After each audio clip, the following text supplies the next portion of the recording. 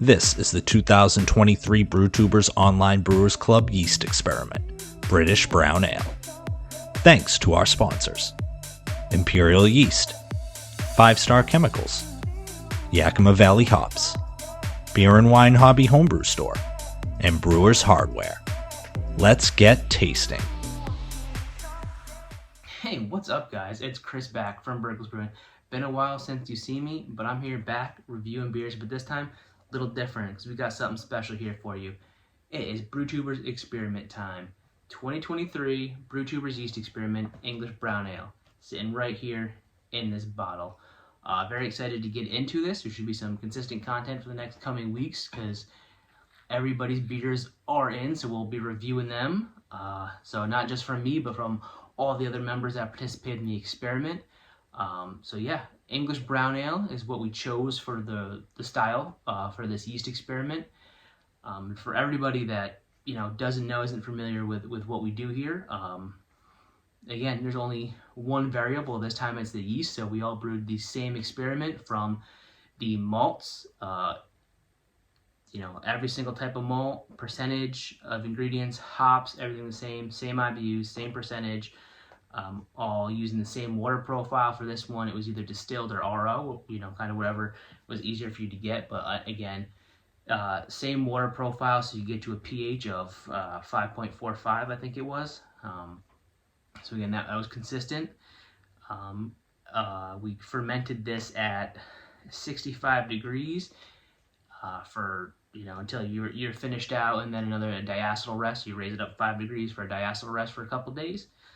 Everybody was then asked to cold crash and then fine with gelatin. So everybody was asked to do the same thing. So we're keeping everything consistent. Obviously, we all have some different systems. So kind of percentage-wise, batch size-wise, everybody was up to that. But the same percentages to get us to the same beer. So target OG was 1051. And it was supposed to come in at like around 5.1-ish, 5% ABV, depending on how attenuative your yeast was. Again, so this one, yeast experiment, we all chose different strains of English yeast because there's so many out there. There's so many different, dry, liquid, different companies, and even within a lot of the companies, there's so many different strains that they have. So yeah, really excited to try this. So many different types, like I said, so many different types of English yeast. It's going to be really interesting to see how similar, how different some of these are, because you read the descriptors, and even when you use an English yeast that's supposed to be the equivalent strain from a different manufacturer, again, those characteristics can differ a little bit too. So yeah, really excited to try this. Shout out to Nick from Exit 12 Homebrew. Go check him out, his channel, what he's got going on over there, his Instagram, everything. He's always up to something. But this is his baby, his recipe. Like I said, English Brown Ale, true to style. It's all English ingredients. So it's crisp, number 19 floor malted Maris Otter. Got some crisp brown malt, some Simpson's double roasted crystal. Another, I don't remember if it's Simpson's or crisp again, but it's coffee malt. And then some crisp pale chocolate. And me, huge fan of pale chocolate malt. One of my favorites to use in a darker beer. So again, and then hops, we have Challenger, Fuggle, and EKG. East Kent Goldings, if you're not familiar with what EKG is. And again, everybody, same consistently across the board. Those malts, those hops, targeted 27 IBUs, like I said, 1051 OG. And then left to our own devices to choose what yeast strain we have. This right here, for me, I chose the Lallamend London strain. I think it used to be London ESB. I think they've dropped the ESB. It's just Lallamend London now, but it should be the same strain. So yeah, I hadn't used this yeast before. I'm a huge fan of Lallamend's dry products. They work well for me. I've used a couple other strains so far, but never used this one, so I jumped at the opportunity to grab it. So again, I do have some of this left in the keg. I've tried it on the keg, over the last couple weeks for disclosure, but I wanted to kind of be in the same ballpark as everybody else when they're trying this, so I bottled up a couple myself here, and I'm going to try it right out of the bottle. So yeah, let's get into it. I've never used these PET bottles before, so I'm excited to see what happens.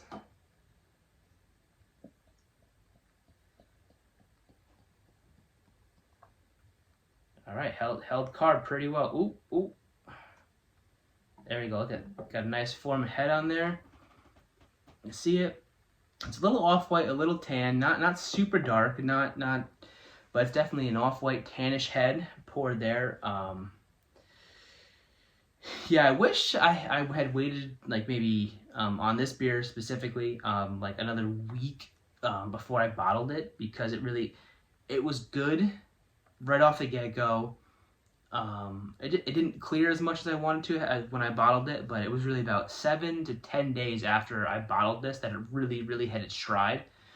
So I wish maybe I could have got a little more out of it, but you know, we had to get these shipped out, and I wanted to get them in the bottle before then. But yeah, so my head dissipates pretty quick, and that's not, I don't think that this is a bottling issue. It's been kind of that way even out of the keg. The head dissipates pretty quick, but again, we'll get a nice little thin layer that sticks around here. But you see this color, I don't know, the camera's really not doing it justice, but it's got some really nice ruby red highlights to it.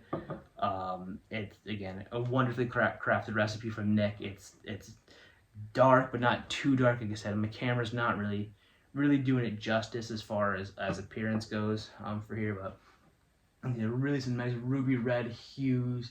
A little murkier out of the bottle than it is out of the keg now, like I said.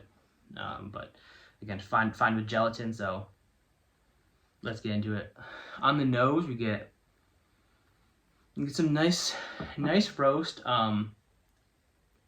It's not subtle, but it's not overwhelming. It's more of kind of like a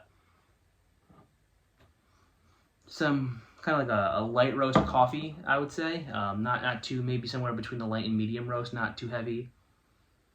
A little bit of caramel on the background there. Not a whole lot, but just a little bit. Maybe like a burnt caramel, closer to toffee. Yeah, I think that's kind of what you'd expect out of a brown, especially in English brown. So let's get into it.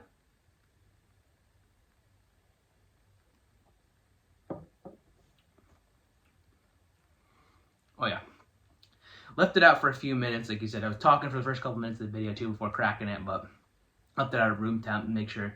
I think having this a little warmer, not fresh out of a 40-degree fridge, does the style a little bit more justice. You don't want a darker beer to have it too cold, but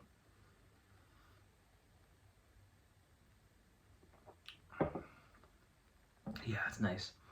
Definitely a little more carbonation in the palate than it's showing here in the glass. So that's good. It's got a nice. So let's get into a little bit of statistics on mine. So I overshot my OG a little bit. I went 1055 instead of 1051, but the beer with the strain, I got 4 points less attenuation than I was planning on anyway. So it kind of evened out, and I ended up hitting 4.7% on mine, which is what my target was using the London strain.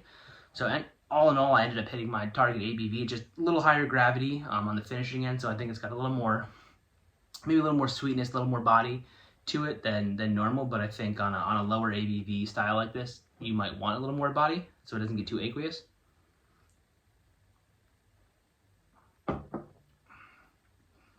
Yeah, so on the taste isn't as heavy on the roast as the aroma, and maybe that's, again,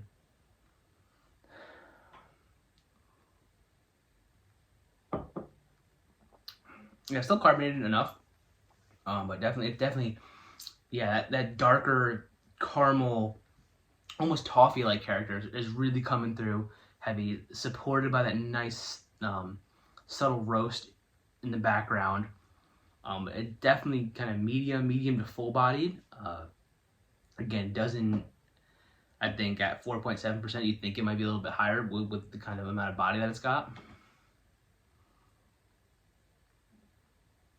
But having said that, it doesn't linger, it washes off pretty quick and you get another bite. So it's got some, definitely, I don't discern any hop character out of it. There wasn't a whole lot of hops in here. I mean, 27 IBU seems like a lot, but there wasn't a whole lot from, as I said, Challenger, Fuggle, EKG. I'm not getting any floral, any earthy out of it. It's really just that whether it's the double roasted crystal, the coffee malt, the pale chocolate, or the combination of all of them, you're really getting some nice, good dark beer qualities out of this.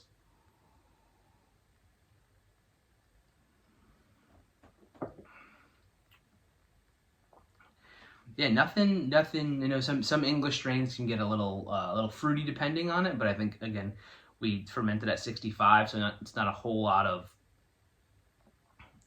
You wouldn't expect to get a whole lot of esters out of it at that temperature, so very clean. Again, I think, you know, average attenuation of the strain's about 72%. I think this is about 70, so not out of the realm of what you'd expect out of it. So I don't think it finishing at 1019 is that out of place for it.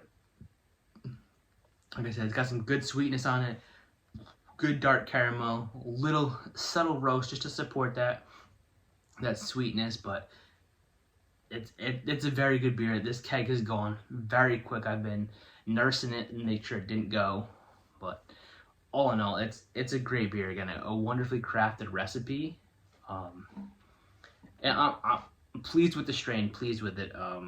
Very similar to other English strains I used. Like I said, little more full body, little more body to it.